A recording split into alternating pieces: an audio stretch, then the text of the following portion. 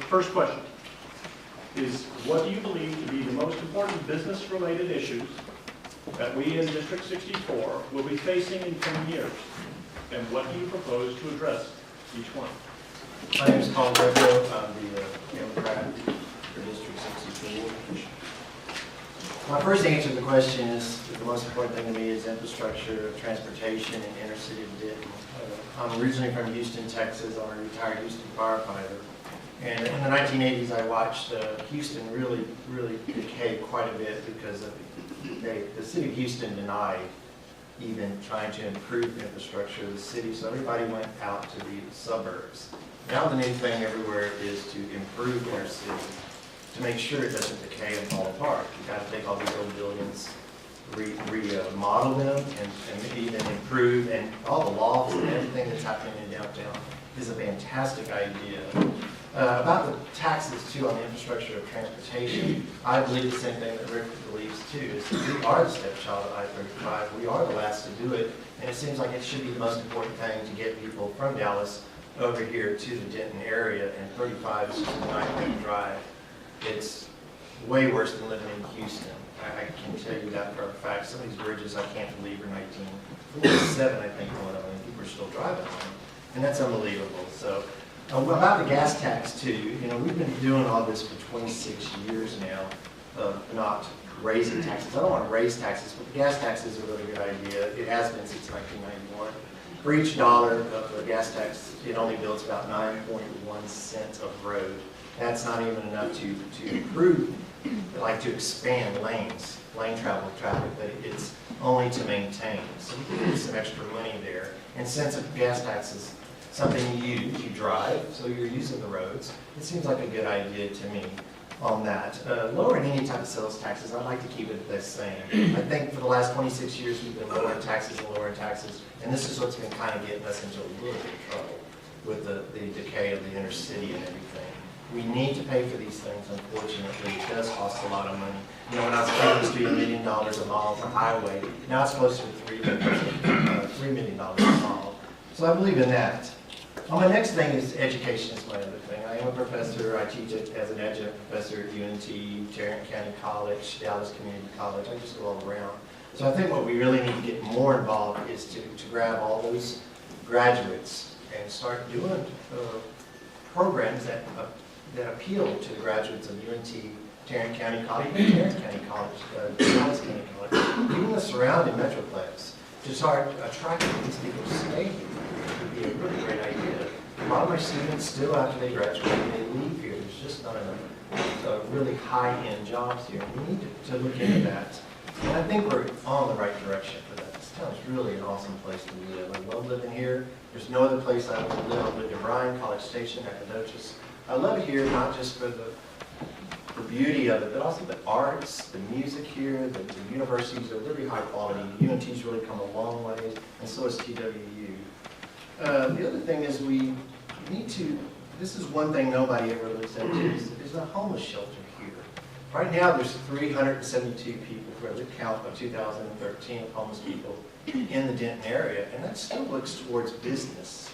When you have homeless people that are just going to be sleeping out in downtown, they're a little bit scary. I mean, here in Denton, it may be a little bit more scary. Being from Houston, I was a little bit more used to it. You just stepped over people and everything. But here it is something new. And what's bringing the homeless here, unfortunately, we have a double-edged sword with the A train.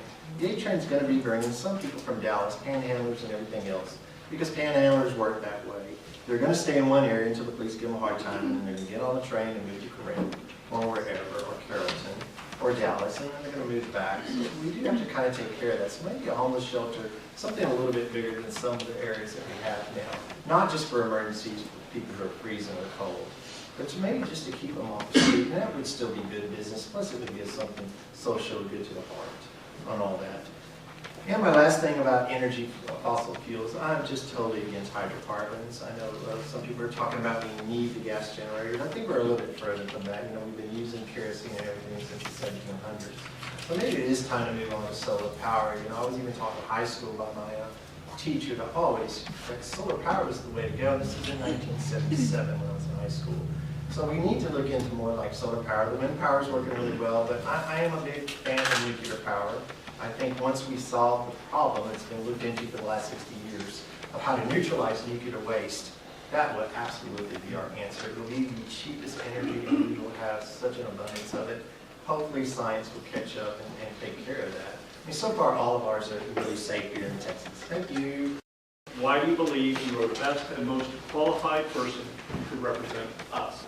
All right, the reason why I'm the best candidate for this is I've been in public service since 1979. As I told you, I'm a retired Houston firefighter. I worked for 1.8 million people in Houston. That's one hell of a job to do. But a lot of bosses, because everybody's telling you what to do, especially at a fire. You're never doing anything right, and you're never going fast enough on that. I'm also a business owner. I'm a small business owner. I've been in antiques since almost 1980. I restore old cars and sell those. I got me a sweet 1961 Ranchero right now that I'm doing. That one I'm going to keep. I'm going to be the old man campaigning in it. Also, all my life I've worked with people. Being a public servant, you're always with the people. This is just something I've always done. I always wanted to do this since I was even a kid. At 5 years old, I wanted to be a firefighter. So I just grew up and wanted to do this. I've worked with hospice for 6 years. I did that for a really long time, which is a pretty tough job. 6 years, I had to finally stop doing it and take a little bit of a break on all that. I was also a chair delegate for the Obama-Clinton in 2008, so I got to go to the conventions as the head chair delegate to count all those chair votes during that time. So I worked with Eric Johnson at that time, who is now the state representative of Precinct 100. So that's one person that I do work very, very closely with, is Eric Johnson. I'm also with Keep Denton Vehicle. I pick up my own Sherman Drive. Right now it's kind of really bad, trashy, because I haven't been able to get out there with the wintertime weather on that. I'm also with the Denton Emergency Corps, so I'm the safety manager. So whenever we have a disaster here, a tornado hits, I'm in charge of the shelter for the safety parts of it, making sure fire exits are kept open and all the long extension cords are done correctly. There's a right amount of people in the occupied space on that. In the past, I've also worked with the AFL-CIO. I was a union member. Working with 1.8 million people is a little bit different. I know a lot of people do not like unions, but with a union working with Houston, you could not get anything done. We couldn't even get ordered on toilet paper for the stations unless we took it through the union and the legislature. It's really kind of weird on all that. So what we did was, I know I'm best known for the heart bill, which meant that if a firefighter fought a long fire, let's say 8 hours, an apartment fire, but then they got home and they dropped dead, their families were not covered anymore. It was not caused by a heart attack or death. I know, of course, I'm dead, so it didn't really matter, but my family did need some type of assistance. So we got that through. The idea was CEOs go to really important meetings. They drop dead of a heart attack after the meeting. Why are they not covered? The difference is they make $3.2 million. And at that time in 1980, the firefighter only made about $26,000. So there was a big difference. So families did need to be covered on that. We also improved all the fire codes, which is good for business too, everything. I remember the Grand Hotel, it ended up to be one couch that killed 12 people. And that changed everything. Now our couches are all fire resistant and everything else. We were part of that too. We also went and improved the protective gear we had. Let's just say if we didn't have the union to do it, I'd still be wearing what they call cotton jacket. Our jackets would be made out of cotton, not Nomex, all the fireproof, fire resistant type of material. Also, we did all the training. The big training for all these big buildings. I know it doesn't sound like much, and everybody complained about it, but that's what saved all the lives at the World Trade Center. Just remember, there was only one stairway left in each World Trade Center out of 4, and 33,000 people still made it out of there. And it was because a couple weeks before that, they did do some big-time training on that. And that's another thing that we also go and legislate, not just with City Council and the City of Houston, but we also go through the Texas legislature. A lot of that still has to go through as fire codes and all the protective gear and everything else, and the training has to go through the Texas legislature to improve fire safety for that. So that's another thing that I really worked really hard on in the days when I was a firefighter on that. So that's about it on that. All right, thank you.